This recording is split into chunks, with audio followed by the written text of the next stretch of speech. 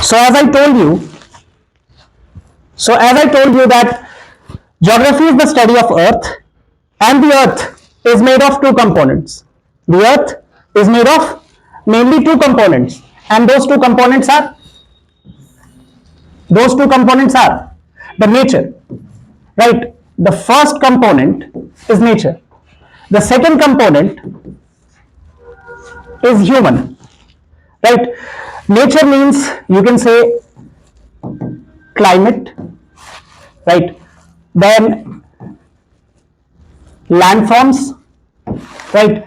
Then water bodies, etc., etc. And when it comes to human geography, we'll study about population,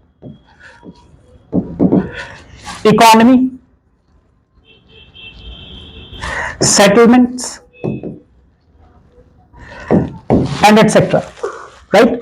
The study of geography should include or must include two different aspects, right? First is about the nature, right? Then second about human. Because remember, you see the buildings, the roads, the bridges, right? All these, even the vehicles, are part of the earth, isn't it? All of these are part of the earth. And remember, all of these are influenced by the nature.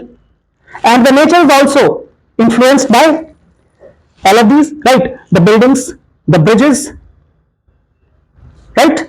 For example, like in mountainous region, can we develop highways? In large density, in great density? No. Why? There are highways on, you can say, the mountainous regions, right? But not in that level of, you can say, constructional development. They are not that well, they are not that good, and they are not that safe, you can say. Why? And also, it's not easy to construct those roads.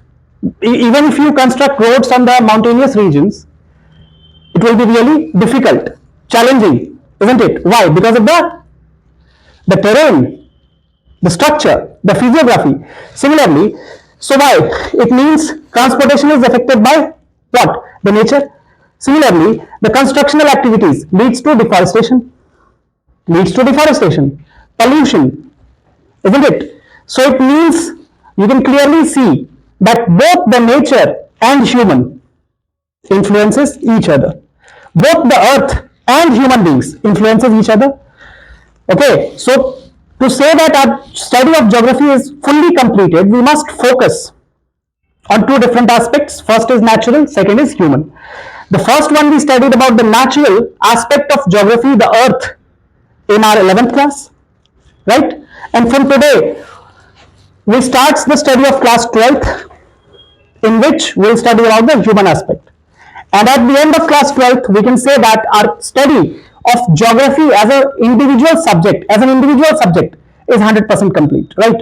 Combining the knowledge of 11th and 12th, right? So now, we'll study about what human geography is, right? Because most of the students say that geography is the study of earth, right? And what do you mean by the study of earth? Means both study of the nature and human. Okay, so now the question arises, what is human geography? What is human geography? What is human geography? Tell me. What is human geography? Human geography, as the name suggests, human geography. Okay, so firstly, if we talk about the physical geography, the father of physical geography is Eratosthenes, right? Eratosthenes is the father of physical geography, or father of geography only, right? But when it comes to human geography, the father is Ratzel. Remember, the father of human geography is Ratzel. Okay, so how can we define human geography? So human geography is the branch, okay, it's a branch of geography that deals with the study of relationship between nature and human.